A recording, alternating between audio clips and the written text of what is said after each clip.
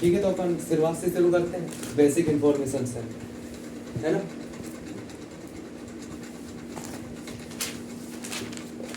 सबसे पहले तो अपन 52 जिलों को देखते हैं, ठीक है, इनकी लोकेशन। तो यहाँ पर ऊपर कौन सा संभाग है? चंबल। चंबल में कितने जिले? 3। तो श्योपुर, मुरैना, भिंड। श्योपुर, मुरैना, भिंड। फिर 5 जिले हैं किसमें? ग्वालियर में। ग्वालियर, दतिया, शिवपुरी, गुना, अशोकनगर। ग्वालियर, दतिया, शिवपुरी, गुना, अशोकनगर। फिर है भोपाल संभाग। भोपाल में कितने हैं? 5। भोपाल के इस साइड में मिलेगा सीहोर, इस साइड में मिलेगा राजगढ़, इस साइड में मिलेगा विदिशा और इस साइड में मिलेगा रायसेन। तो भोपाल, सीहोर, राजगढ़, विदिशा, रायसेन, ये 5 जिले किसके हैं? भोपाल संभाग के। फिर सागर संभाग। सागर में मिलते हैं 6। कितने जिले? 6। सागर, दमोह, टीकमगढ़, छतरपुर, निवाड़ी, पन्ना। सागर, दमोह, टीकमगढ़, छतरपुर, निवाड़ी, पन्ना, ये 6 जिले किसमें? सागर में। इसके बाद रीवा संभाग। कितने जिले हैं? रीवा, सतना, सीधी, सिंगरौली, ठीक है। फिर अनूपपुर संभाग। कितने जिले हैं? 3। अनूपपुर, शहडोल, उमरिया। फिर जबलपुर संभाग में 8 जिले, क्षेत्रफल के हिसाब से सबसे बड़ा है। एक तो मिलेगा जबलपुर, उसके इस साइड मिलेगा डिंडोरी, इस साइड मिलेगा नरसिंहपुर और इस साइड मिलेगा कटनी।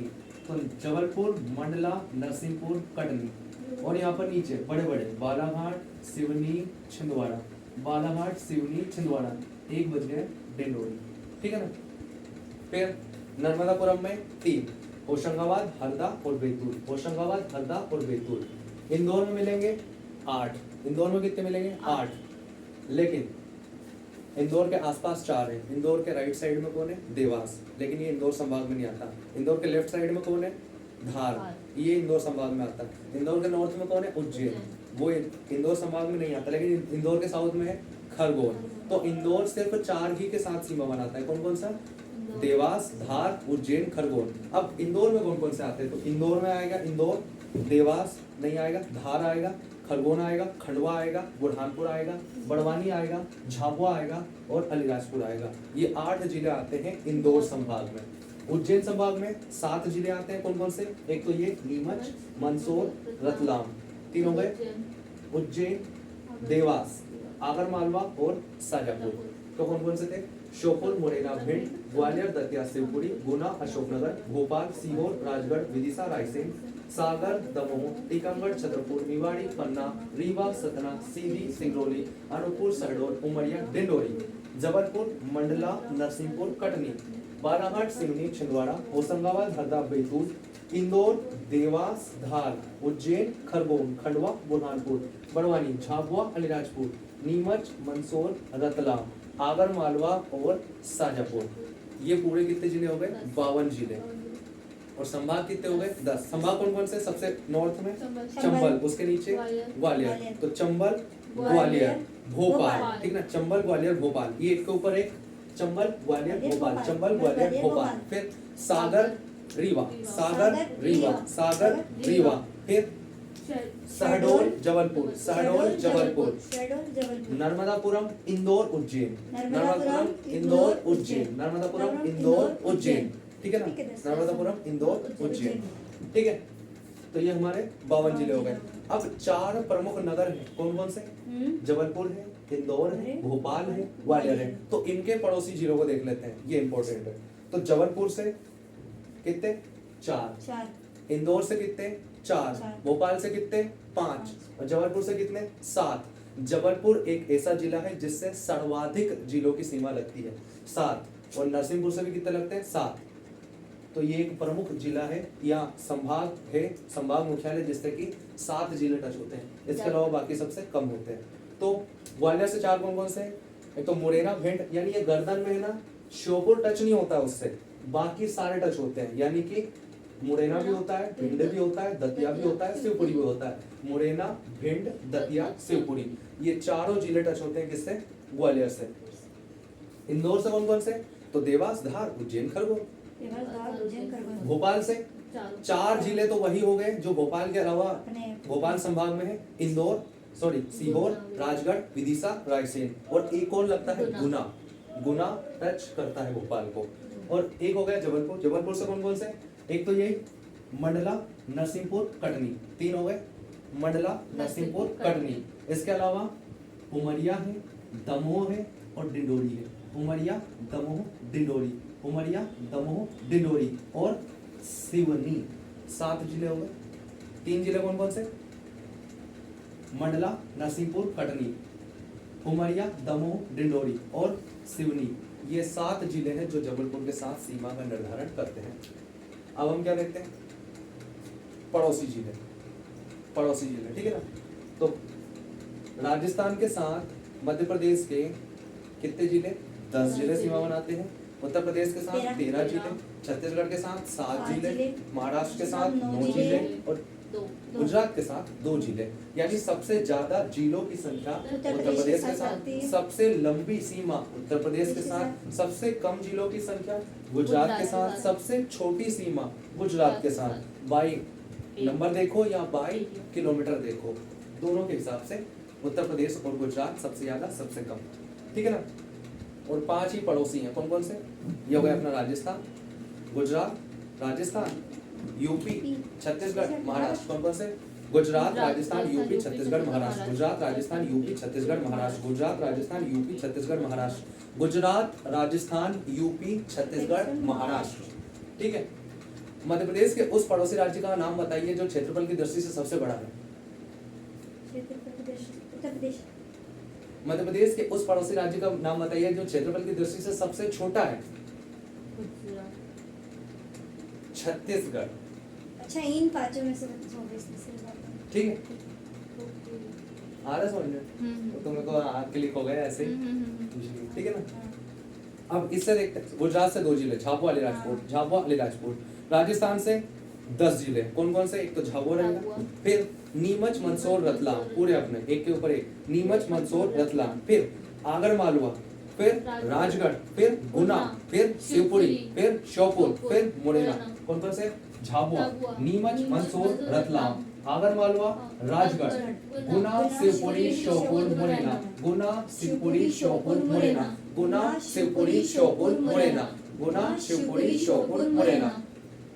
उत्तर प्रदेश के साथ 13 जिले, कौन कौन से? वहीं से मुरैना से, तो मुरैना, भिंड, मुरैना, भिंड, दतिया, शिवपुरी, मुरैना, भिंड, दतिया, शिवपुरी।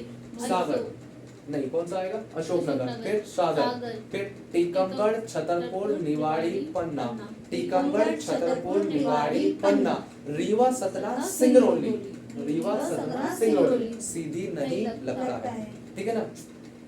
इससे पहले उत्तर प्रदेश के साथ कितने लगते थे? 12, अब हो गए 13, क्योंकि निवाड़ी था ही नहीं, ठीक है ना। सबसे ज्यादा अंतरराज्यीय सीमा कौन सा जिला बनाता है?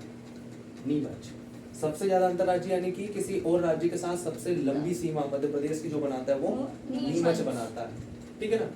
अब छत्तीसगढ़ के साथ 7 है, तो सीधी सिंगरौली हो गए, तो सीधी सिंगरौली, फिर अनूपपुर शहडोल, सीधी सिंगरौली, अनूपपुर शहडोल, सीधी सिंगरौली, अनूपपुर शहडोल, फिर मंडला, डिंडोरी, बालाघाट, डिंडोरी, मंडला, बालाघाट, डिंडोरी, मंडला, बालाघाट। देखो, सीधी सिंगरौली, अनूपपुर शहडोल, डिंडोरी, मंडला, बालाघाट, डिंडोरी, मंडला, बालाघाट। महाराष्ट्र के साथ 9 जिले, तो ये 4 तो एक साथ, बालाघाट, सिवनी, छिंदवाड़ा, बैतूल, बालाघाट, सिवनी, छिंदवाड़ा, बैतूल, बालाघाट, सिवनी, छिंदवाड़ा, बैतूल। फिर खंडवा, खरगोन, बुरहानपुर, खंडवा, बुरहानपुर, खरगोन, बड़वानी, धार, अलीराजपुर, बड़वानी, धार, अलीराजपुर, बड़वानी, धार, अलीराजपुर, ठीक है। तो ये हमारे पड़ोसी राज्य हो गए, 52 जिले हो गए, 10 संभाग हो गए, पड़ोसी सीमा वाले हो गए। तो मध्य प्रदेश में 6 जिले ऐसे हैं जो 2-2 राज्यों के साथ सीमा बनाते हैं, तो 2 ऊपर मुरैना और शिवपुरी, मुरैना और शिवपुरी।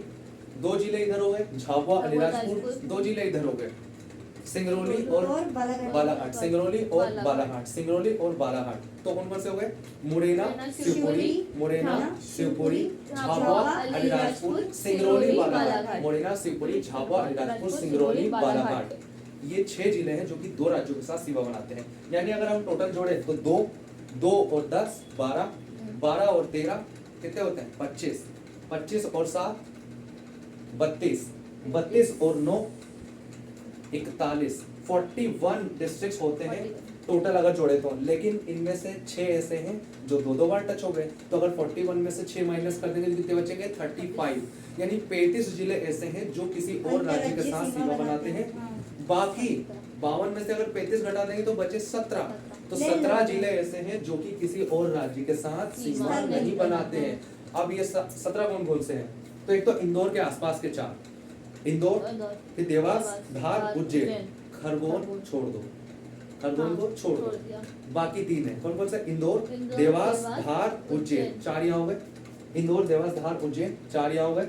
भोपाल, भोपाल के और आसपास के, खुद भोपाल और भोपाल के आसपास के, भोपाल, सीहोर, शाजापुर, भोपाल, सीहोर, शाजापुर, विदिशा, रायसेन और भोपाल संभाग के नीचे वाला होशंगाबाद और हरदा। ठीक है ना। जबलपुर, जबलपुर के पास के देखो, एक तो नरसिंहपुर, कटनी, उमरिया, दमोह, नरसिंहपुर, कटनी, उमरिया, दमोह और एक और बचता है ग्वालियर। तो कौन कौन से हो गए? 1 2 3 4, इंदौर, देवास, धार, उज्जैन। ठीक है ना। फिर भोपाल, सीहोर, शाजापुर, विदिशा, रायसेन, 5 ही हो गए। 5 4 9, होशंगाबाद, हरदा 11, जबलपुर, नरसिंहपुर, कटनी, उमरिया, दमोह। यहाँ पर कितने हो गए? 1 2 3 4 5, 5 ही हो गए। कितने हो गए? 16 और एक हो गया ग्वालियर। कितने हो गए? 17। तो 17 जिले ऐसे हैं जो कहीं भी सीमा नहीं बनाते हैं किसी और राज्य के साथ। 35 ऐसे हैं जो सीमा का निर्धारण करते हैं। तो क्या क्या देख लिया? 52 जिले देख लिए, 10 संभाग देख लिए, पड़ोसी राज्य देख लिए, उनसे सीमा बनाने वाले 35 जिले, 17 जिले देख लिए, 6 जिले वो देख लिए जो 2 राज्यों के साथ सीमा बनाते हैं। अब हम देख लेते हैं मध्य प्रदेश की स्थिति और विस्तार। मध्य प्रदेश की क्षेत्रफल, लंबाई, चौड़ाई, जनसंख्या। तो मध्य प्रदेश का क्षेत्रफल है 3,08,252 किलोमीटर स्क्वायर। 3,08,252 kilometre square. बोलते जाओ। 3,08,252 स्क्वायर किलोमीटर, जो पूरे भारत का 9.38% है। पूरे भारत का 9.38% यानी अप्रोक्स में 10% है। ठीक है, ठीक है। ये है। और मध्य भारत का दूसरा बड़ा राज्य है। कितना? दूसरा। पहला राजस्थान और दूसरा मध्य प्रदेश। लेकिन 1 नवंबर सन 2000 से पहले यही सबसे बड़ा राज्य था। ठीक है ना। अब हम देखते हैं स्थिति और विस्तार यानी लैटिट्यूड और लॉन्गिट्यूड, अक्षांश और देशांतर। तो 21 डिग्री 6 मिनट उत्तरी अक्षांश से 26 डिग्री 30 मिनट उत्तरी अक्षांश तक मध्य प्रदेश फैला हुआ है। तो अक्षांशीय विस्तार क्या है? 21 डिग्री 6 मिनट से 26 डिग्री 30 मिनट उत्तरी अक्षांश, वहीं 74 डिग्री 9 मिनट पूर्वी देशांतर से 82 डिग्री 48 मिनट पूर्वी देशांतर तक इसका विस्तार है। 72 डिग्री 74 डिग्री 9 मिनट से 82 डिग्री 48 मिनट तक। मध्य प्रदेश का अक्षांशीय विस्तार कम है, देशांतरी विस्तार ज्यादा है। यानी इससे देशांतर रेखा ज्यादा निकलती है। क्यों? क्योंकि ये ज्यादा चौड़ा है और इधर इसकी लंबाई कम है, इसलिए देशांतर ज्यादा निकले हैं और अक्षांश कम निकले हैं। तो देशांतरी विस्तार ज्यादा है। सिंगरौली से अलीराजपुर, सिंगरौली से अलीराजपुर के बीच का जो समय सीमा है यानी कि जो दूरी है समय की, वो है 34 मिनट। कितनी है? 34 मिनट। अप्रोक्स में बोले तो यहाँ पर 8 देशांतर का अंतर देखने को मिलता है। वो तो 34 मिनट यानी कि यहाँ पर 34 मिनट पहले सूर्योदय होता है, यहाँ 34 मिनट बाद सूर्योदय होता है। यहाँ 34 मिनट पहले शाम होती है, यहाँ 34 मिनट बाद सूर्यास्त होता है। ठीक है।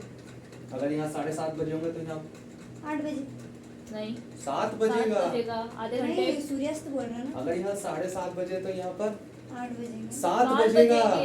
आधे घंटे पीछे चल रहा है वो। अच्छा हाँ, आधे घंटे पीछे ना।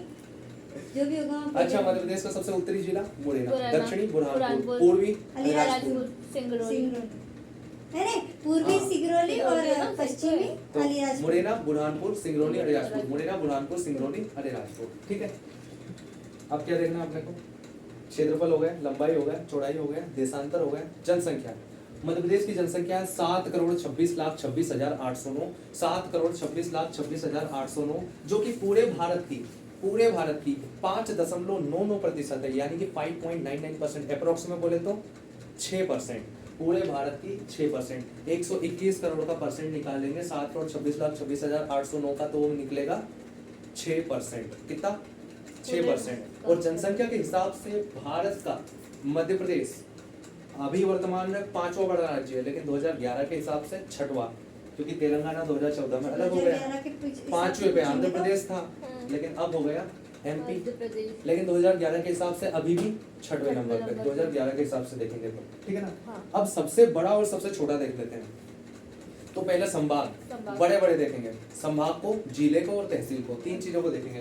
तो मध्य प्रदेश का क्षेत्रफल की दृष्टि से सबसे बड़ा संभाग जबलपुर, जनसंख्या की दृष्टि से इंदौर। तो सबसे बड़ा क्षेत्रफल में जबलपुर और जनसंख्या में इंदौर। सबसे बड़ा जिला क्षेत्रफल में छिंदवाड़ा, जनसंख्या में इंदौर, इंदौर। क्षेत्रफल में छिंदवाड़ा, छिंदवाड़ा। जनसंख्या में इंदौर। इंदौर।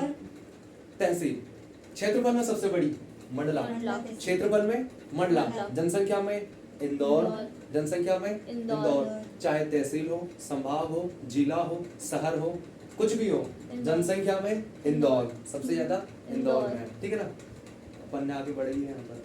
Students power. अब सबसे छोटे देखते हैं। तो क्षेत्रफल की दृष्टि से चालू है।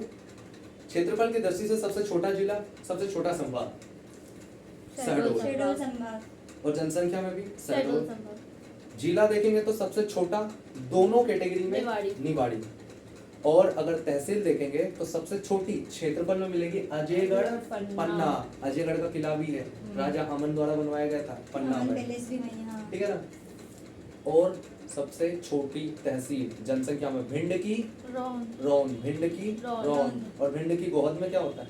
बारिश कम। सबसे कम 55 सेंटीमीटर, ठीक है। तो ये चीज हो गई।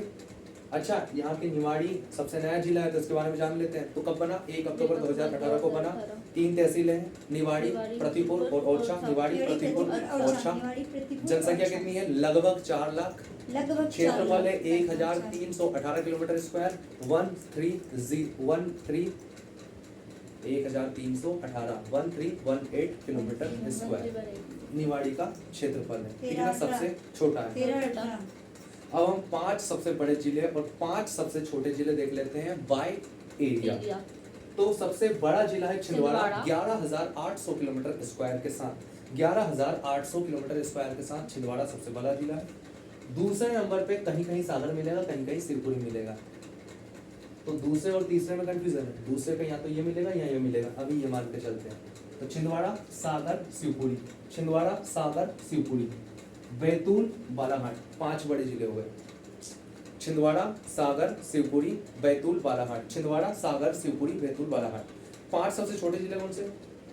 पहले पे तो बिल्कुल निवाड़ी ही मिलेगा, लेकिन दूसरे पे कहीं कहीं भोपाल, तीसरे पे आगर मालवा, चौथे पे दतिया और 5वें पे अलीराजपुर मिलेगा। और दूसरी कंडीशन क्या? पहले पे निवाड़ी, दूसरे पे दतिया, तीसरे पे भोपाल, आगर मालवा, अलीराजपुर। यानी कुल मिला के तीसरे पे तो आगर मालवा ही आएगा, लेकिन यहाँ पर भी दूसरे और तीसरे में मतलब कहीं पर निवाड़ी से फिर भोपाल, आगर मालवा, दतिया। और वैसे देखने में तो भोपाल ही छोटा लग रहा है, भोपाल वाला मानते हैं। निवाड़ी, भोपाल, आगर मालवा, निवाड़ी, भोपाल, आगर मालवा, दतिया, अलीराजपुर। निवाड़ी, भोपाल, आगर मालवा, दतिया, अलीराजपुर। निवाड़ी, भोपाल, आगर मालवा, दतिया, अलीराजपुर। निवाड़ी, भोपाल, आगर मालवा, दतिया, अलीराजपुर। ये 5 सबसे छोटे जिले हैं। आगे देखते हैं। अब मध्य प्रदेश का पुनर्गठन और निर्माण देखते हैं, ठीक है ना। तो स्वतंत्रता प्राप्ति के पश्चात संपूर्ण भारत को A, B, C और D 4 भागों में बांट दिया गया था। सर्वप्रथम 1948 में एसके धर की अध्यक्षता में धर आयोग का गठन किया गया, जिसने भाषाई आधार पर गठन को नामंजूर कर दिया, ठीक है। फिर जेवीपी समिति बनी 1948 में ही, जवाहरलाल नेहरू, पट्टाभी सीतारामैया और वल्लभ भाई पटेल। इसने भी बोला कि भाषाई आधार पर गठन नहीं किया जाना चाहिए। फिर 1953 में फजल अली की अध्यक्षता में फजल अली आयोग बना। हृदयनाथ कुंजरू और के.एम. पणिक्कर इसके अन्य सदस्य थे। इन्होंने बोला ठीक है बना दो। 1955 में रिपोर्ट दी, 1956 में बना। इन्होंने बोला था कितने राज्य? 14+6। इन्हें बोला था 16+3, 16 राज्य और 3 केंद्र शासित प्रदेश। लेकिन बनाए कितने? 14 राज्य और 6 केंद्र शासित प्रदेशों का निर्माण किया गया। इसके हिसाब से मध्य प्रदेश का गठन किया जाना चाहिए। और बोला था, क्या बोला था कि मध्य प्रदेश की राजधानी जबलपुर होनी चाहिए, लेकिन बनाई गई भोपाल, ठीक है। अब देखो मध्य प्रदेश की उस टाइम की स्थिति कब, 1947 से 1956 की स्थिति क्या थी। तो Madhya Pradesh A B C तीनों हिस्से मध्य प्रदेश में थे। पार्ट ए में था पूरा छत्तीसगढ़, महाराष्ट्र का विदर्भ वाला एरिया और जबलपुर वाला एरिया, महाकौशल क्षेत्र, जिसे बोलते थे हम Central Province and Berar, CP and Berar. Berar. Central Province and Berar area के हिसाब से सबसे बड़ा क्षेत्र था, लेकिन रियासतें सबसे कम आई, यहाँ से कितनी आई? बस 15। 15। दूसरा क्षेत्र था मध्य भारत, जो कि पार्ट बी का हिस्सा था। तीसरा क्षेत्र था विंध्य क्षेत्र, जो कि पार्ट सी का क्षेत्र था, और भोपाल, जो कि पार्ट सी का हिस्सा था। सबकी राजधानी देख लेते हैं। तो सेंट्रल प्रोविंस एंड बरार की राजधानी थी नागपुर। नागपुर। पहले मुख्यमंत्री थे पंडित रविशंकर शुक्ल, जो कि आगे जाकर मध्य प्रदेश के भी पहले चीफ मिनिस्टर बनते हैं। मध्य भारत की राजधानी थी इंदौर और ग्वालियर। इंदौर और ग्वालियर। ग्वालियर। इंदौर ग्रीष्मकालीन और ग्वालियर शीतकालीन। पहले मुख्यमंत्री कौन थे? लीलाधर जोशी। बाद में कौन बनते? तख्तमल चेन। विंध्य क्षेत्र की राजधानी थी रीवा। मुख्यमंत्री कौन थे? शंभुनाथ शुक्ल। शुक्ल। शंभुनाथ शुक्ल। शुक्ल। और भोपाल के मुख्यमंत्री कौन थे? भोपाल की राजधानी भोपाल थी। ठीक वो है, थे मुख्यमंत्री कौन शंकर थे? दयाल शर्मा, डॉक्टर शंकर दयाल शर्मा। शर्मा। अब हम देखते हैं जब 1 नवंबर 1956 को बनाया गया, तब इनमें क्या क्या बदलाव हुए, कौन सा क्षेत्र मिलाया गया, किसमें क्या बदलाव हुआ। तो पार्ट ए में 15 रियासतें थी, उन 15 रियासतों को मिला लिया गया, लेकिन इसमें से 8 मराठी भाषी क्षेत्रों को, 8 मराठी भाषी जिलों को, जो कि आज विदर्भ क्षेत्र महाराष्ट्र में आते हैं, उनको महाराष्ट्र में दे दिया। और यहाँ की राजधानी भी उसी के साथ चली गई। कौन कौन से थे वो 8 जिले? अंकोला, बुल्ढाना, अंकोला था, बुल्ढाना था, था, नागपुर नागपुर था। था। ये सारे जिले कहाँ पर चले गए? पार्ट बी में क्या किया गया? पार्ट बी के जो मध्य भारत वाला क्षेत्र था, इसमें क्या किया गया? सुनील टप्पा को मंदसौर के सुनील टप्पा, भानपुरा के सुनील टप्पा को राजस्थान को दे दिया गया, और राजस्थान के कोटा को, कोटा से सिरोंज उठा के विदिशा को दे दिया। मिला लिया। पार्ट सी को कुछ नहीं बदला। पार्ट बी में कितनी रियासतें थी? 25। पार्ट सी में 38 रियासतें, उनको पूरा का पूरा मिला लिया गया। और पार्ट डी की 1 रियासत यानी भोपाल। तो ऐसे कुल मिलाकर 79 रियासतों से मिलकर मध्य प्रदेश बना था, और उस टाइम से भारत का सबसे बड़ा राज्य था क्षेत्रफल के हिसाब से। ठीक है, तो जब 1 नवंबर 1956 को मध्य प्रदेश राज्य का गठन हुआ, तो उस टाइम कितने जिले थे? 43। 43 जिले थे, और संभाग कितने थे? 7। 4 और 3 को जोड़ेंगे तो कितना आता है? 7। तो 1 नवंबर 1956 को कितने जिले? 43। और संभाग कितने? 7। 43 जिले और 7 संभाग थे। अब आगे की प्रगति देखते हैं कि 1956 से 2000 की स्थिति क्या रही, क्या क्या बदलाव हुआ। तो सबसे पहले 26 जनवरी 1972 को 2 नए जिले बने। एक आज छत्तीसगढ़ में है, राजनांदगांव, और एक हमारा राजधानी भोपाल। ठीक है ना। भोपाल किससे अलग हुआ था? सीहोर से अलग हुआ था। तो 26 जनवरी 1972 को 2 नए जिले बने, भोपाल और राजनांदगांव। भोपाल और राजनांदगांव। इस प्रकार जिलों की संख्या कितनी हो गई? 45 हो गई। फिर 1983 में वीपी दुबे की अध्यक्षता में दुबे कमेटी बनी, उसने बोला 10 नए जिले बना दो। फिर 1998 में सिंहदेव कमेटी बनी, उसने बोला 6 नए जिले बना दो। 16 बना दिए। और मई और जून 1998 में, मई में 10 और जून में 6 नए जिलों का गठन हुआ। और इस प्रकार मध्य प्रदेश में उस टाइम के हिसाब से कितने जिले हो गए? 61 जिले हो गए। अच्छा 60। कितने? को नहीं 61। मिला बने ना, 16 को नहीं मिला के 61। ठीक है ना। तो 45 + 16 61, यानी 1 नवंबर सन 2000 से पहले ही 61 जिले हो चुके थे। वहीं नए संभाग भी बने। 1980 में 3 नए संभाग बने थे। एक तो चंबल, एक नर्मदापुरम, और एक इधर बना था बस्तर। तो चंबल, नर्मदापुरम और बस्तर, ये 1980 में बने थे। तो इस प्रकार 1 नवंबर सन 2000 तक आते आते मध्य प्रदेश में 61 जिले और कितने संभाग हो चुके थे? 12 संभाग हो चुके थे। 61 जिले और 12 संभाग। अब जब मध्य प्रदेश को अलग किया गया, कब किया गया? 1 नवंबर 2000 को। तो मध्य प्रदेश में से 12 संभाग में से 3 संभाग छत्तीसगढ़ को दे दिए गए, और 61 जिलों में से 16 जिले छत्तीसगढ़ को दे दिए गए, जो कि मध्य प्रदेश का टोटल कितना 30% हिस्सा बना रहा था, यानी 1/3 हिस्सा बना रहा था छत्तीसगढ़। 1/3 हिस्सा कट के अलग हो गया। इसका क्षेत्रफल कितना था? लगभग 1,35,000 किलोमीटर स्क्वायर था। ठीक है। ओके। कौन कौन से संभाग गए उधर? तीन ही गए। रायपुर गया, बिलासपुर बस्तर गया, बिलासपुर बिलासपुर गया, गया। रायपुर गया, बस्तर गया, बिलासपुर गया। गया। इस प्रकार मध्य प्रदेश में 1 नवंबर 2000 की स्थिति में 45 जिले, 9 संभाग, संभाग बचे 4 और 5 को जोड़ेंगे तो क्या आता है? 9। तो 1 नवंबर सन 2000 को 45 जिले और 9 संभाग थे। ठीक है ना। अब सन 2000 के बाद की कंडीशन देखते हैं। तो 2000 के बाद सन 2003 में 3 नए जिले बने। 2003 में 3 नए जिले बने। ट्रायंगल बनेगा, देखो कौन सा? खंडवा से बुरहानपुर, गुना से अशोकनगर और शहडोल से अनूपपुर। खंडवा से बुरहानपुर, गुना से अशोकनगर और शहडोल से अनूपपुर। खंडवा से बुरहानपुर, गुना से अशोकनगर और शहडोल से अनूपपुर। इस प्रकार कितने जिले हो गए? 48 जिले हो गए। 2003 में बने। 2008 में 2 नए जिले बने। कौन कौन से? 2 नए जिले बने। कौन कौन से 2008 में? 49वां और 50वां। 17 मई और 24 मई। 17 मई झाबुआ से अलीराजपुर और गिरिडीह से सिंगरौली 50वां जिला। 49वां 50वां। फिर 2013 में एक और जिला बना, आगरमालवा। किससे अलग हुआ? शाजापुर से। कब? 16 अगस्त 2013 को। फिर 52वां जिला टीकमगढ़ से अलग हुआ, निवाड़ी। कब? 1 अक्टूबर 2018। 1 अक्टूबर 2018। इस प्रकार वर्तमान स्थिति में 52 जिले और 10 संभाग हो गए। लेकिन 2000 पे तो 9 संभाग थे। एक और बना। कब बना? 2008 शहडोल बना। कब बना? जून 2008 में बना। जून 2008 में बना। और इसमें 4 जिले शामिल किए गए थे, अनूपपुर, शहडोल, उमरिया और डिंडोरी। लेकिन 2012 में क्या किया गया? डिंडोरी को उठा के शहडोल से जबलपुर में डाल दिया। यानी कि लेटेस्ट एडिशन जो किया गया संभाग में, वो किया गया जबलपुर में।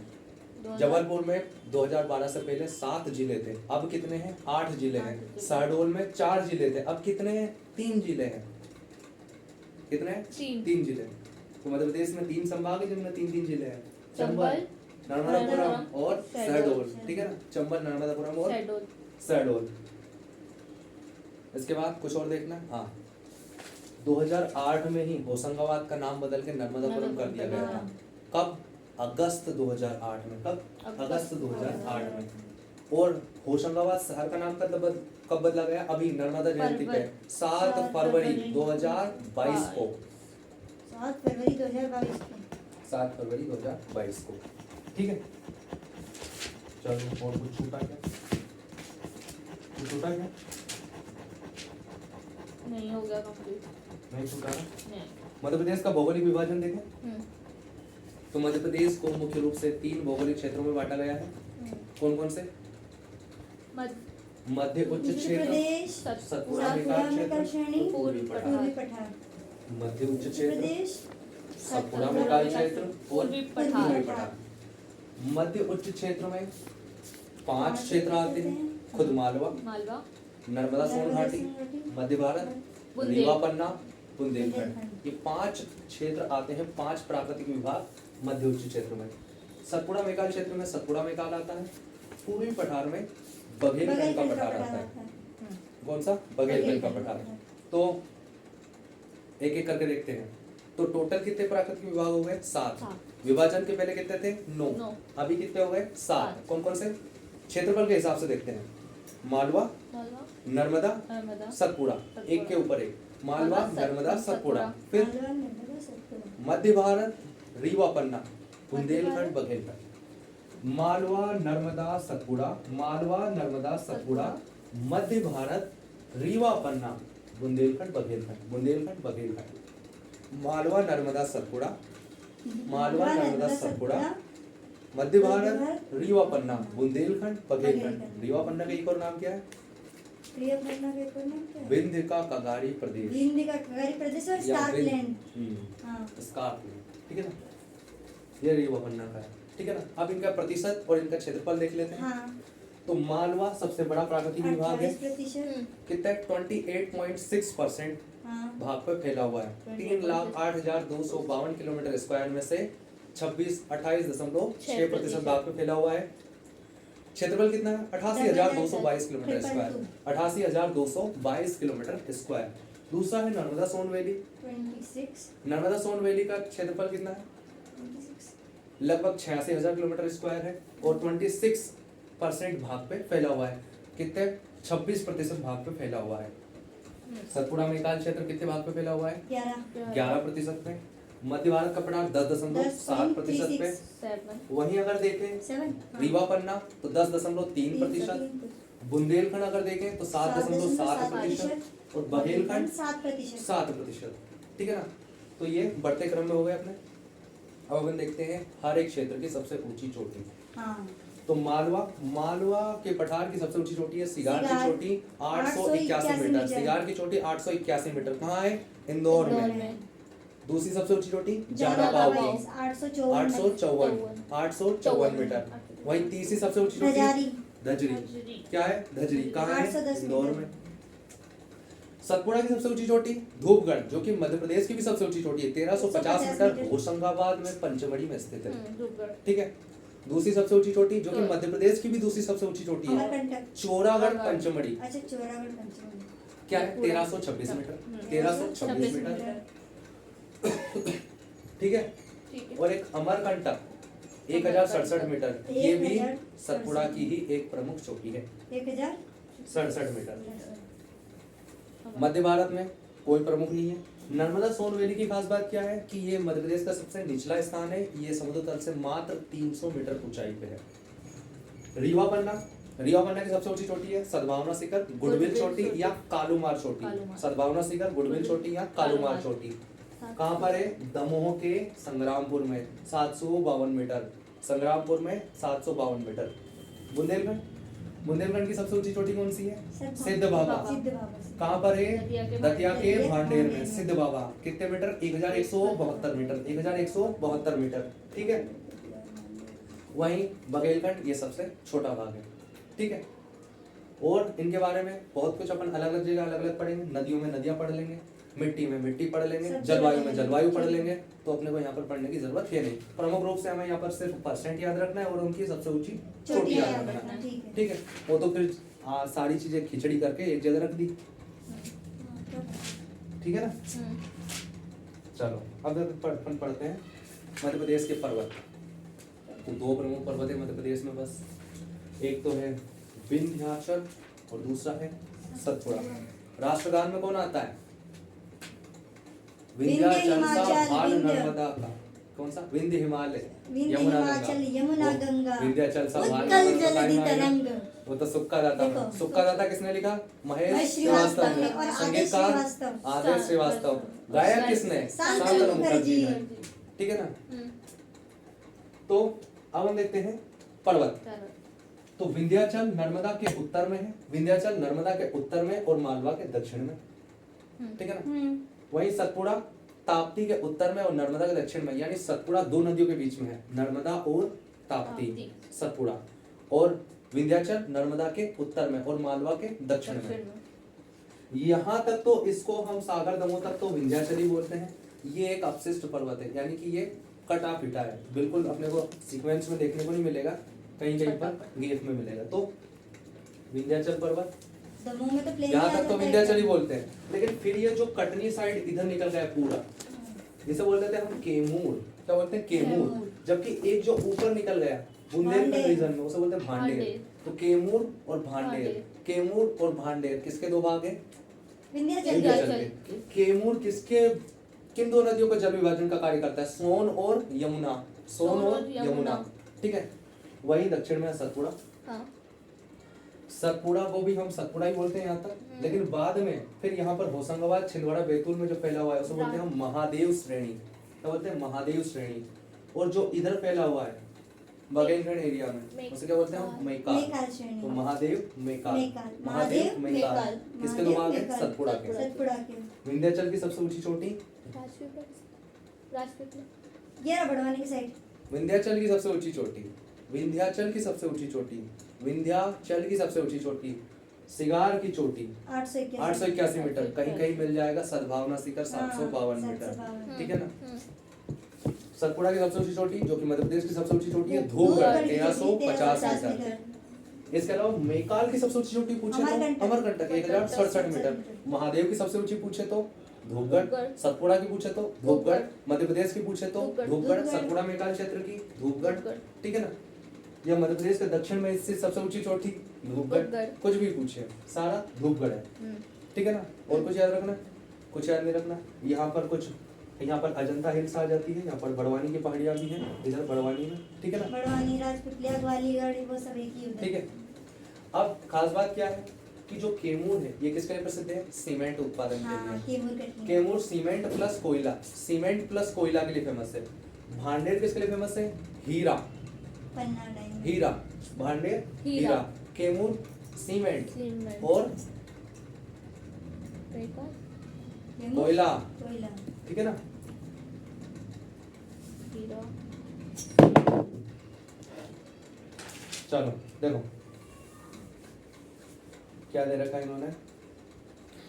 मध्य प्रदेश की उत्तरी सीमा कौन बनाता है? चंबल। दक्षिणी सीमा ताप्ती, ताप्ती। पूर्वी सीमा मैकाल श्रेणी और पश्चिमी सीमा अरावली। अरावली। चंबल, ताप्ती, मैकाल और अरावली। अरावली। ठीक है ना। देश में 2 राज्य ऐसे हैं जो सिर्फ एक राज्य के साथ सीमा बनाते हैं और मध्य प्रदेश में 2 जिले ऐसे हैं जो सिर्फ एक जिले के साथ सीमा बनाते एक हैं। जिले के साथ। 2 राज्य कौन कौन से हैं? एक तो सिक्किम सिक्किम है और एक मेघालय। सिक्किम सिर्फ वेस्ट बंगाल के साथ सीमा निर्धारित करता है, वहीं मेघालय सिर्फ असम के साथ। वहीं मध्य प्रदेश में भी 2 जिले हैं, नीमच जो कि सिर्फ मंदसौर से लगा हुआ है और निवाड़ी जो कि सिर्फ टीकमगढ़ से लगा हुआ है। अब जो हमने पढ़ा था ना कि 25 मई 1998 को 10 नए जिले बने, 10 जून 1998 को 6 नए जिले बने, तो उनमें से मध्य प्रदेश में कौन कौन है वो देख लेते हैं।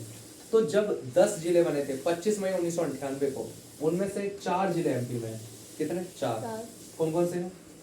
एक तो है बड़वानी, किससे अलग हुआ? खरगोन से। बड़वानी खरगोन से अलग हुआ। दूसरा है श्योपुर जो कि मुरैना से अलग हुआ।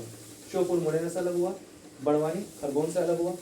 इसके अलावा जबलपुर से कटनी अलग हुआ और मंडला से डिंडोरी अलग हुआ। मंडला से डिंडोरी। तो मंडला से डिंडोरी, जबलपुर से कटनी, खरगोन से बड़वानी और मुरैना से श्योपुर, ये 4 जिले हैं जो 25 मई 1998 को बने थे। वहीं 10 जून 1998 को जो 6 जिले बने थे उनमें से 3 जिले एमपी में हैं, नीमच से मंदसौर, होशंगाबाद से हरदा और शहडोल से उमरिया। शहडोल से उमरिया। ठीक है। शहडोल से अनूपपुर। सागर को मध्य प्रदेश का स्विट्जरलैंड कहा जाता है। कहाँ गया ये रहा? क्यों कहा जाता है? शिक्षा के कारण। सागर को मध्य प्रदेश का स्विट्जरलैंड कहा जाता है। क्यों? शिक्षा के कारण। सिवनी को मध्य प्रदेश का लखनऊ कहा जाता है। क्यों? रेशम के कारण। रेशम उत्पादन के कारण। जबलपुर को मध्य प्रदेश की संस्कार राजधानी किसने कहा? विनोबा भावे। विनोबा भावे ने। ठीक है ना। मध्य प्रदेश का सबसे गर्म महीना मई। मई। मई। मई। सबसे ठंडा जनवरी। जनवरी। सबसे अधिक तापांतर मार्च। मार्च में। मध्य प्रदेश की जलवायु देखते हैं। मध्य प्रदेश की जलवायु को क्षेत्र के हिसाब से 4 भागों में बटाया। कितने? 4। मालवा, विंध्याचल, मध्य भारत, सतपुड़ा। मालवा, विंध्याचल, मध्य भारत, सतपुड़ा। मालवा, विंध्याचल, सतपुड़ा। ठीक है ना। सबसे पहले देखते हैं मालवा की। मालवा की जलवायु समशीतोष्ण है। समशीतोष्ण यानी ना ज्यादा गर्मी ना ज्यादा ठंडी। गर्मी में गर्मी नहीं पड़ेगी, ठंडी में ठंडी नहीं पड़ेगी, लेकिन दोनों चीजें होती हैं, वो पहले के जमाना गया। तो जलवायु मालवा की समशीतोष्ण जलवायु, ना ज्यादा गर्मी ना ज्यादा ठंडी। विंध्य क्षेत्र की जलवायु, यहाँ पर क्या होता है? गर्मी में सामान्य गर्मी, ठंड में खूब ठंड, ठंड में खूब ठंड, गर्मी में सामान्य गर्मी। मध्य भारत में महाद्वीपीय जलवायु कैसी है? महाद्वीपीय जलवायु, बहुत ज्यादा ठंडी, बहुत ज्यादा गर्मी, बहुत ज्यादा ठंडी, बहुत ज्यादा गर्मी। नर्मदा और उसके दक्षिणी क्षेत्र की जलवायु क्या है? बहुत ज्यादा गर्मी, सामान्य ठंडी। देखो यहाँ पर और यहाँ पर एक अंतर है, ये ज्यादा पास में 0 डिग्री का, तो यहाँ पर क्या गर्मी पड़ेगी, तो यहाँ मान लो सबसे ज्यादा गर्मी है, यहाँ सबसे ज्यादा गर्मी सामान्य ठंडी, यहाँ सबसे ज्यादा ठंडी और सामान्य गर्मी, यहाँ पर ना गर्मी ना ठंडी, यहाँ पर ज्यादा गर्मी ज्यादा ठंडी, ज्यादा गर्मी ज्यादा ठंडी। ठीक है। अब सबसे गर्म और सबसे ठंडे स्थान देख लेते हैं। तो मध्य प्रदेश में सबसे ज्यादा गर्मी अभी तक जो रिकॉर्ड की गई वो गंज बसोदा विदिशा में। गंज बसोदा विदिशा में विदिशा में। 48.7 डिग्री सेल्सियस 48.7 डिग्री सेल्सियस। सबसे ठंडा स्थान Shivpuri Shivpuri. 3 degree Celsius. Shivpuri 3 degree Celsius.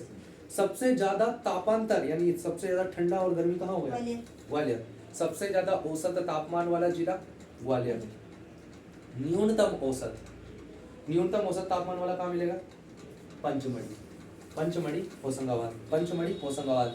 न्यूनतम औसत तापमान यानी यहाँ पर गर्मी और ठंडी में ज्यादा अंतर नहीं होता है। ये कौन है? मध्य प्रदेश की ग्रीष्मकालीन राजधानी पंचमढ़ी। ठीक है। मध्य प्रदेश की समताप रेखा है 21 डिग्री सेल्सियस। समताप रेखा 21 डिग्री सेल्सियस। कितना? 21 डिग्री सेल्सियस। वही समवर्षा रेखा है 75 सेंटीमीटर, यानी 75 सेंटीमीटर समवर्षा रेखा है। इससे उधर गए तो 75 सेंटीमीटर से कम वर्षा, इससे इधर आए तो 75 सेंटीमीटर से ज्यादा वर्षा होगी। रेखा का मतलब ये होता है। ठीक है। मध्य प्रदेश की जलवायु को 3 अलग अलग वैज्ञानिकों ने अलग अलग भागों में बांटा। एक आए थे सुब्रमण्यम और नारायण। इन्होंने 3 भाग में बांटा। कौन कौन से? अर्ध शुष्क, गर्म शीतोष्ण और उष्ण कटिबंधीय अर्ध और शुष्क। पहला तो क्या किया? अर्ध शुष्क, फिर गर्म शीतोष्ण, फिर उष्ण कटिबंधीय अर्ध और शुष्क जलवायु। कोपेन ने 2 भाग में बांटा। कौन कौन से? सवाना जलवायु और शुष्क शीत मानसूनी जलवायु। वही थर्न थ्वेट 3 भाग में बांटा। तरल अल्पाद्र जलवायु, शुष्क अल्पाद्र जलवायु और अर्ध शुष्क जलवायु। बस अपने एक दो टॉपिक बहुत अच्छे हैं, खत्म करते हैं। ऋतुएं कितनी ऋतुएं हैं? मुख्य रूप से 3। कालिदास द्वारा 6। अपनी कितनी है? 3। गर्मी ठंडी बरसात। ग्रीष्मकाल को बोलते हैं उनाला, ठंडी को बोलते हैं स्याड़ा, बरसात को बोलते हैं चौमासा। अभी क्या चल रहा है? उनाला। आने वाला है चौमासा। ठीक है। तो लगभग मार्च से स्टार्ट हो जाती है गर्मी, जून तक चलती है। जून से स्टार्ट हो जाती है अपनी क्या? बरसात। कब तक चलती है? अक्टूबर तक चलती है। फिर नवंबर दिसंबर में ठंडी स्टार्ट हो जाती है, वही फरवरी तक चलती है। ठीक है ना। मध्य प्रदेश की जलवायु तापमान के आधार पर अति तापीय है, खूब गर्मी, अति तापीय। लेकिन यूं पूछे तो सामान्य तौर पे तो कितनी है? उष्ण कटिबंधीय मानसूनी जलवायु। उष्ण कटिबंधीय क्यों? क्योंकि कर्क रेखा गुजरती है। कर्क रेखा भूल गए, कर्क रेखा गुजरती है। ठीक है। और मानसूनी जलवायु क्यों? क्योंकि यहाँ पर मानसून में वर्षा होती है। ठीक है ना। उष्ण कटिबंधीय मानसूनी जलवायु। औसत तापमान 21 डिग्री सेल्सियस। एवरेज टेम्परेचर कितना है? 21 डिग्री सेल्सियस। फाहियान द्वारा, किसके द्वारा? फाहियान के द्वारा। फाहियान किसके टाइम पे आया था? चंद्रगुप्त विक्रमादित्य के टाइम पे, जो कि उज्जैन के शासक थे। वहीं हेनस्वांग आया था Harshvardhan. H for Hiuen Tsang, H for Harshvardhan. Harshvardhan के टाइम पे आया था हेनस्वांग। लेकिन हेनस्वांग का तो वो हर्षवर्धन का शासक था, कन्नौज का था। वहीं फाहियान आया था चंद्रगुप्त विक्रमादित्य के टाइम पे, जो कि उज्जैन का शासक था। उज्जैन कहाँ है? मालवा में। इसलिए इसने कहा मालवा की जलवायु तो विश्व की सर्वश्रेष्ठ जलवायु है। ना तो यहाँ गर्मी पड़ती है, ना यहाँ ठंडी पड़ती है। ठीक है। खास बात क्या है? मध्य प्रदेश में उल्टा सिस्टम चलता है। उल्टा सिस्टम क्यों चलता है? क्योंकि यहाँ पर क्या है? कैसा? पठारी क्षेत्र बहुत ज्यादा है, तो ये बहुत ज्यादा गर्म हो जाता है जल्दी, और बहुत ज्यादा ठंडा हो जाता है। तो मध्य प्रदेश में साउथ से नॉर्थ की ओर जाने पर, वैसे सामान्यतः कहीं भी जाओगे विश्व में, साउथ से नॉर्थ की ओर या साउथ से साउथ की ओर, यानी 0 डिग्री से नॉर्थ या साउथ जाओगे तो गर्मी कम होती है, ठंडी बढ़ जाती है। लेकिन एमपी में दक्षिण से उत्तर जाने पर ठंडी कम हो जाती है, गर्मी बढ़ जाती है। दक्षिण से उत्तर जाने पर गर्मी बढ़ती है, दक्षिण से उत्तर जाने पर गर्मी बढ़ जाती है। इसलिए सबसे गर्म स्थान यहाँ नहीं है, यहाँ है। ठीक है ना। ठीक है, आगे बढ़े। हाँ बढ़ो। आगे क्या है? मध्य प्रदेश में वर्षा सबसे गर्म सबसे ठंडा देख लिया ना अपन ने। हाँ। वर्षा के आधार पर 3 भाग में बांटा। एक ये वाला क्षेत्र है जहां पर 50 से 75 सेंटीमीटर वर्षा होती है। ये वाला क्षेत्र यहाँ पर 50 से 75 सेंटीमीटर वर्षा होती है। एक ये बड़ा वाला क्षेत्र सबसे बड़ा, जहां पर ये सबसे ज्यादा एरिया घेरता है, 75 से 125 सेंटीमीटर या 100 से 125 सेंटीमीटर। और ये वाला क्षेत्र साउथ ईस्ट वाला, यहाँ पर कितना होते हैं 125 से 150, यानी यहाँ पर मैक्सिमम 150 सेंटीमीटर तक, यहाँ पर 100 सेंटीमीटर तक और यहाँ पर 75 सेंटीमीटर तक वर्षा होती है। ये सबसे कम वर्षा वाला, ये मीडियम वर्षा वाला, ये ये सबसे ज्यादा वर्षा वाला। इसीलिए इधर ठीक है चावल ना? ज्यादा होती है क्यों? अब सबसे ज्यादा वर्षा कहाँ होती है? पंचमढ़ी में पंचमढ़ी में। 199 सेंटीमीटर। सबसे अधिक वर्षा वाला स्थान पंचमढ़ी पंचमढ़ी। 199 सेंटीमीटर। सबसे कम वर्षा वाला स्थान इसमें मिलेगा भिंड भिंड के गोहद में गोहद में 55 सेंटीमीटर। सबसे ज्यादा वर्षा वाला जिला बालाघाट। बालाघाट। बालाघाट। पंचमढ़ी स्थान है, बालाघाट जिला है। जिले के हिसाब से देखेंगे सबसे ज्यादा वर्षा बालाघाट में। ठीक है ना? मध्य प्रदेश में ऋतु वेधशाला इंदौर में है। मध्य प्रदेश में वर्षा दक्षिण पश्चिमी मानसून से होती है, लेकिन ऐसा नहीं है कि सिर्फ इसी से होती है, मतलब अरब सागर की शाखा से भी होती है और बंगाल की खाड़ी से भी होती है, दोनों शाखाओं से होती है दक्षिण पश्चिमी मानसून से। ठीक है ना? मध्य प्रदेश में पश्चिम से पूर्व की ओर जाने पर वर्षा बढ़ती है, हाँ। उत्तर से दक्षिण आने पर वर्षा बढ़ती है, दक्षिण से उत्तर जाने पर वर्षा घटती है, पूर्व से पश्चिम जाने पर वर्षा घटती है। ठीक है? मध्य प्रदेश में औसत वार्षिक वर्षा है 102 सेंटीमीटर। कितनी है? हाँ, 102 सेंटीमीटर।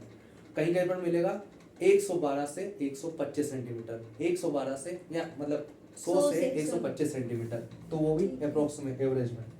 सबसे कम वर्षा वाला, ठीक है ना, पश्चिमी और उत्तरी क्षेत्र में सबसे कम वर्षा होती है, मतलब इस वाले एरिया में और इस वाले एरिया में। सबसे ज्यादा वर्षा बालाघाट, सबसे कम वर्षा भिंड, सबसे ज्यादा वर्षा दक्षिण पूर्वी मानसून से होती है। लेकिन मध्य प्रदेश में कौन सी शाखा से? अरब सागर वाली शाखा से ज्यादा वर्षा होती है, बंगाल की खाड़ी से थोड़ी बहुत होती है। ठीक है, ये हो गया। अब मध्य प्रदेश में वन क्या याद रखना है? Triple P double double B. B. Triple P यानी कि प्राकृतिक, प्रकृति प्रजाति प्रादेशिक प्रशासनिक, प्रकृति प्रजाति प्रशासनिक, प्रशासनिक। वही डबल बी वन पेटी और वन विभाग, वन पेटी और वन विभाग। सबसे पहले देखते हैं प्रकृति या जलवायु के आधार पर, ये सबसे प्रमुख है। ठीक है ना? और ये डिपेंड करता है किस पे? तापमान पे और पानी पे। तो पानी के आधार पर, जैसे पानी 3 भागों में बटा हुआ है, उसी आधार पर पेड़ पौधे भी यहाँ पर 3 भागों में बढ़ गए। एक ये वाला क्षेत्र शुष्क पर्णपाती, एक ये बड़ा वाला क्षेत्र पर्णपाती, और एक ये वाला क्षेत्र अर्धपर्णपाती। अर्धपर्णपाती यानी कि ये अपने पत्ते पूरे नहीं गिराते, पर्णपाती यानी पूरे पत्ते गिरा देते हैं, और शुष्क पर्णपाती यानी कि इनमें पत्ते ही आधे हैं, आधे तो कांटे हैं। ठीक है, तो शुष्क पर्णपाती 2.38% भाग पे फैले हुए हैं, यानी कि अप्रोक्सीमेट 2.5% पे फैले हुए हैं। नीमच मंदसौर में कुछ मिलेंगे, कहीं गुना, राजगढ़ जो राजस्थान से लगे हुए हैं उनमें अपने को मिल जाएंगे देखने को। नागफनी है, कैक्टस है, बबूल है, बेर है, ऐसे अपने को किसमें मिल जाएंगे? उष्णकटिबंधीय शुष्क पर्णपाती। उष्णकटिबंधीय सब में लगा सकते हैं, कोई दिक्कत नहीं है, क्योंकि उष्णकटिबंधीय वन ही पाए जाते हैं एमपी में। और अगर एक शब्द में बोला जाए मध्य प्रदेश में किससे वन है, तो पर्णपाती, क्योंकि सबसे ज्यादा तो पर्णपाती है। दूसरे पर्णपाती वन 88.6%, 88.6%, यानी 88.5% भाग पे फैले हुए हैं। इसमें कौन कौन से आते हैं? जितने भी अपने आसपास हैं, पीपल हो गया, जामुन हो गया, नीम हो गया, करंज हो गई, और कौन सा हो गया? सागौन हो गया, साल हो गया, ये सब किस में आ जाएंगे? पर्णपाती में। वही अर्धपर्णपाती, इसमें आ जाएगा बांस, सागौन, और कौन कौन से आएंगे? जितने भी जिनको पानी की बांस, ठीक है महुआ, ये किस में आएंगे? ये आएंगे अर्धपर्णपाती में। ये कितने परसेंट पे? 8.6%, 8.6%, यानी लगभग 8.5% एरिया पे। तो 8.5, 88.5, 2.5%, 2.5%, 88.5 और 8.6%। 8.5। ठीक है ना? प्रादेशिक, आगे देखते हैं। प्रादेशिक के प्रशासनिक, प्रशासनिक आधार, दूसरा प्रशासनिक प्रशासनिक आधार पर, प्रशासनिक आधार पर। आरक्षित, संरक्षित। आरक्षित और अवधि। इसमें अपन वर्षा भी देख, वर्षा वैसे देख चुके हैं, अभी देखा। हाँ। 75 से 50 से 75, यानी कि ये 75 सेंटीमीटर वर्षा वाले में मिलेंगे। कौन से? शुष्क पर्णपाती। पर्णपाती किसमें मिलेंगे? 75 से 125 के बीच में, ये 125 से 150 के बीच में। ठीक है ना? अगला प्रशासनिक आधार पर, तो आरक्षित वन, संरक्षित वन और अवर्गीकृत वन। आरक्षित यानी कि रिजर्व है, 66% हिस्सा, यानी कि 2/3 हिस्सा किसमें मिलेगा? आरक्षित वनों में। आरक्षित वन की यानी कि ये गवर्नमेंट के अंडर में है। संरक्षित वन यानी कि ये इनकी देखरेख तो की जाती है, इनकी कटाई पर रोक नहीं। है, रोक है, है। लेकिन उतनी ज्यादा रोक नहीं टोक है। नहीं है। तो वो बोलते हैं संरक्षित वन, वो 33% हिस्से पे है। वहीं अवर्गीकरण 2% पे, जो अपने घरों वरों में लगे हुए, खेत पे लगे हुए, वो 2% अवर्गीकृत वन। वहीं अगला कौन सा है, प्रजाति के आधार पर, यानी प्रजाति कौन सी है, तो 3 भाग में बांटा है, 4 भाग में वैसे तो। कौन से, साल के वन, सागौन के वन, मिश्रित वन। मिश्रित वन और खुले वन। खुले वन। मिश्रित वन और खुले वन। मध्य प्रदेश में सबसे ज्यादा सागौन, भारत में सबसे ज्यादा साल, मध्य प्रदेश में दूसरे सबसे ज्यादा साल, भारत में दूसरे सबसे ज्यादा सागौन। ठीक है, सागौन साल, साल सागौन, सागौन साल। सागौन का बॉटनिकल नेम क्या है, टेक्टेनोग्रांडाई। टेक्टेनोग्रांडाई कितने परसेंट पे, 19.5% पे, यानी अप्रोक्स में 20% पे। तो 19.5% भाग पे सागौन के वन है।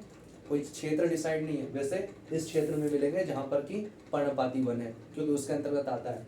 यहाँ भी मिल जाएगा, कोई दिक्कत नहीं है। ठीक है, वहां नहीं मिलेगा क्योंकि वहां पानी नहीं है। किसी को ज्यादा दे दो कोई दिक्कत नहीं, वो ले लेगा। कम दोगे तो नहीं, कम नहीं चलेगा, ज्यादा दे दो।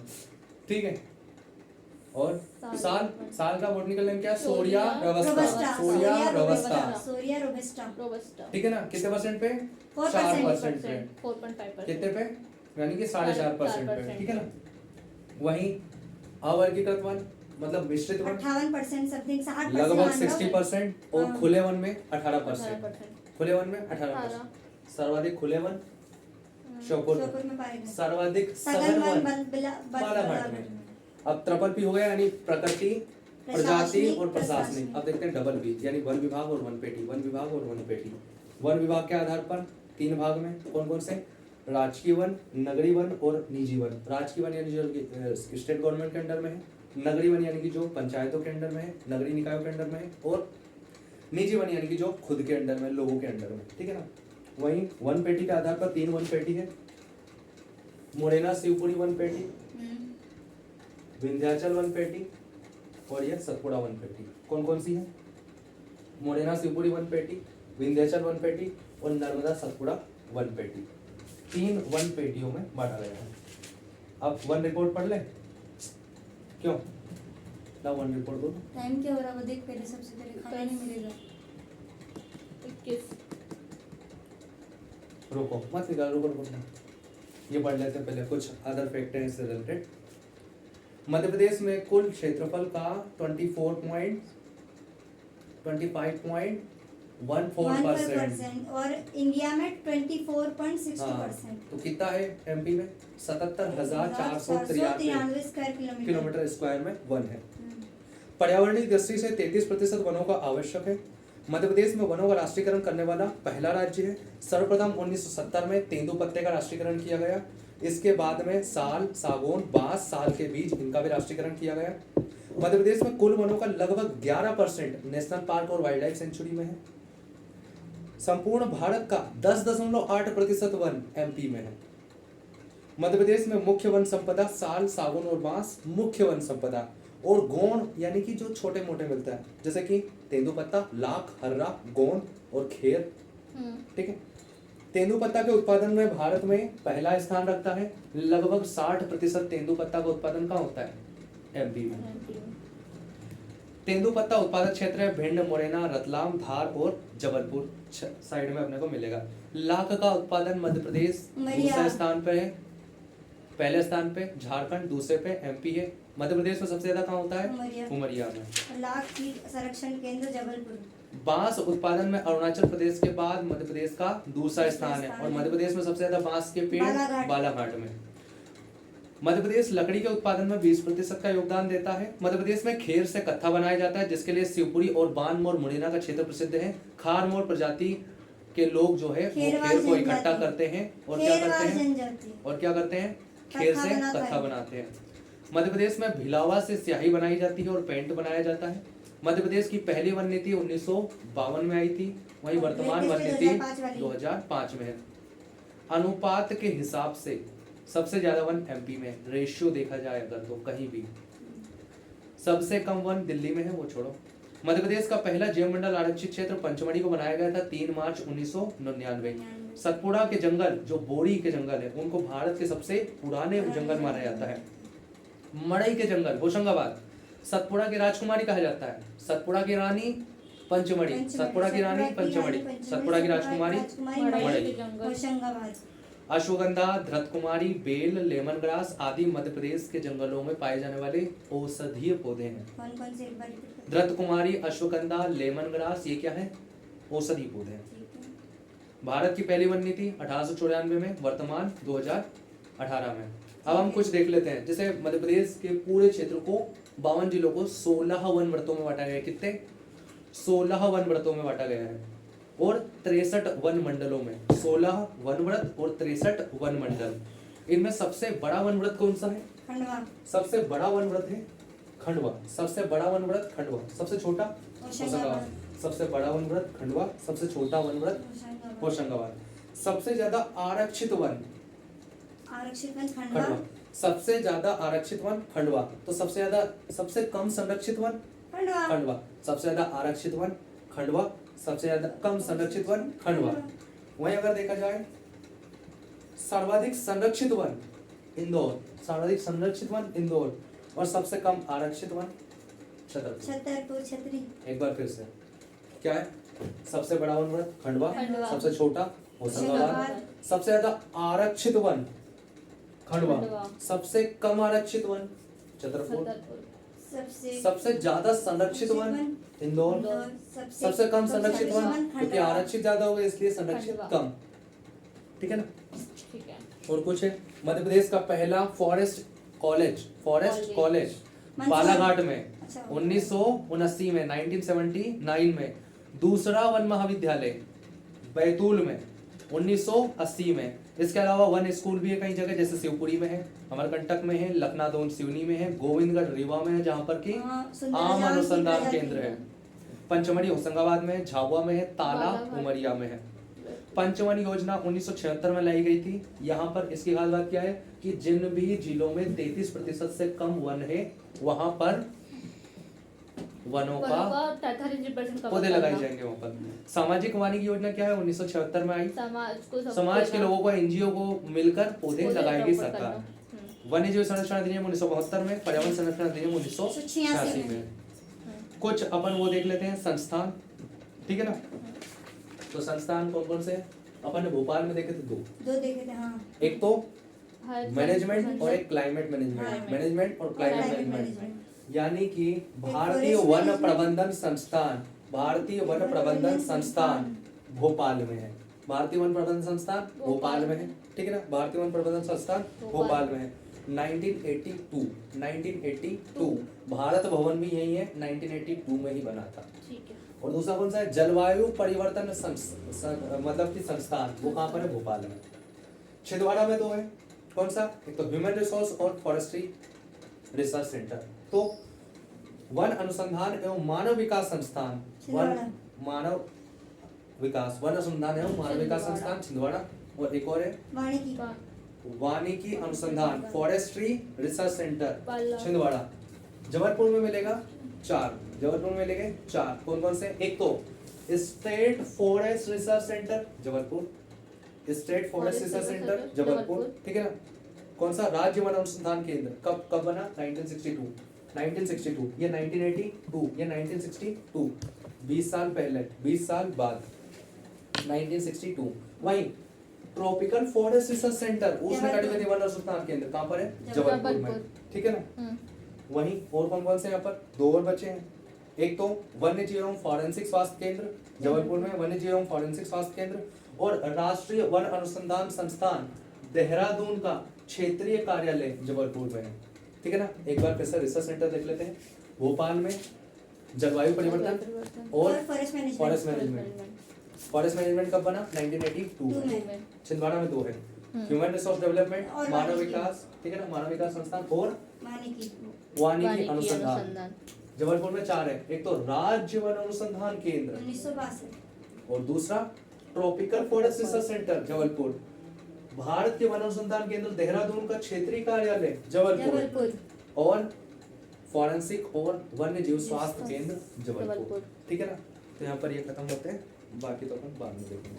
हाँ बताना